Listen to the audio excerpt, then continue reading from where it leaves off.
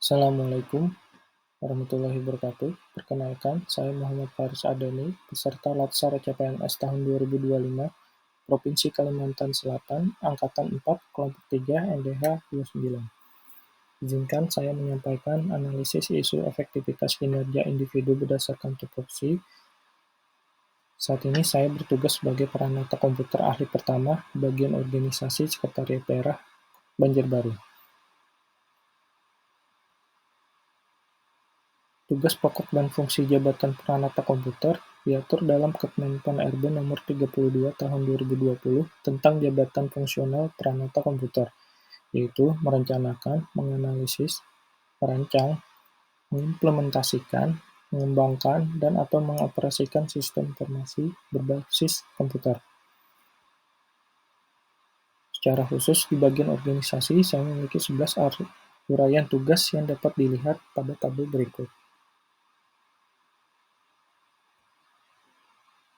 Dari tupoksi tadi, ada masalah yang dapat saya identifikasi, yaitu pertama, sulitnya berkoordinasi dengan bagian membidangi kepegawaian pada perangkat daerah. Kedua, format infojab yang disusun oleh perangkat daerah beragam sehingga tidak sesuai dengan yang diinginkan. Ketiga, keterbatasan infrastruktur dan jaringan. Keempat, keterbatasan kemampuan pengelola kepegawaian perangkat daerah dalam memahami aplikasi dan menggunakan komputer. Kelima, belum optimalnya penggunaan media sosial sebagai bagian dari dokumentasi kegiatan organisasi. Dari masalah tersebut, kemudian dilakukan analisis tapisan masalah menggunakan metode APKL. Untuk menentukan prioritas masalah dari 5, lalu diperkecil menjadi 3 prioritas masalah. Dapat dilihat dari 5 masalah ini, terdapat 3 peringkat masalah yang bisa dijadikan prioritas, yaitu nomor 2 dengan skor 18, disusul nomor 5 dengan skor 16, dan nomor 4 dengan skor 15. Tahap berikutnya, yaitu menapis masalah 3 menjadi 1 dengan menggunakan metode USG, yang membantu memprioritaskan masalah berdasarkan urgensi yang diambil dari metode PKL sebelumnya. Dapat dilihat, masalah format infojab yang disusun oleh perangkat daerah beragam sehingga tidak sesuai dengan yang diinginkan, mendapatkan skor tertinggi dan perlu dilakukan analisis masalah dan dicarikan alternatif solusinya menggunakan metode Fishbone.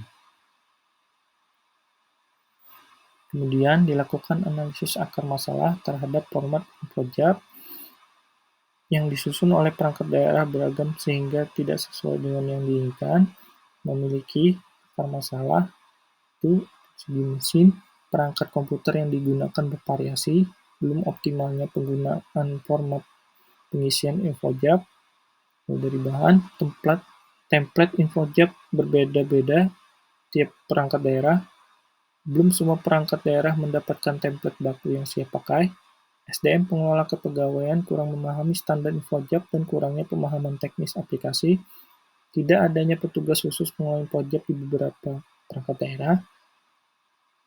Lalu dari segi lingkungan, pengisian data sering terburu-buru saat deadline. Kebiasaan lama masing-masing perangkat daerah dalam menyusun infojab tidak sesuai dengan aturan terbaru. Dilanjutkan melakukan analisis pemecahan masalah untuk terciptanya solusi, yaitu terkumpulnya data informasi jabatan dari seluruh perangkat daerah dalam format yang sesuai dan seragam.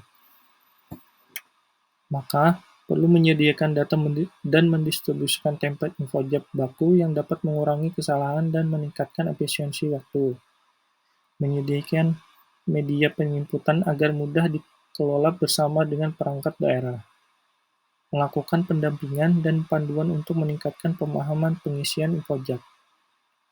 Menyusun SOP dan juknis pengisian infojab. Menyusun jadwal bertahap dan membuat WA Group untuk pemantauan dan koordinasi. Dari hasil analisis tadi didapatkan 5 buah alternatif solusi, yaitu yang pertama, menetapkan template infojab baku untuk seluruh perangkat daerah. Kedua, membuat SOP atau juknis pengisian infojab dan mendistribusikannya ke seluruh perangkat daerah.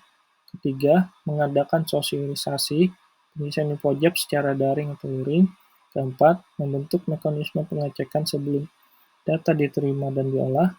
Kelima, monitoring dan evaluasi secara berkala untuk melihat kepatuhan perangkat daerah. Demikian pemaparan dasar dari saya, semoga bermanfaat. Assalamualaikum warahmatullahi wabarakatuh.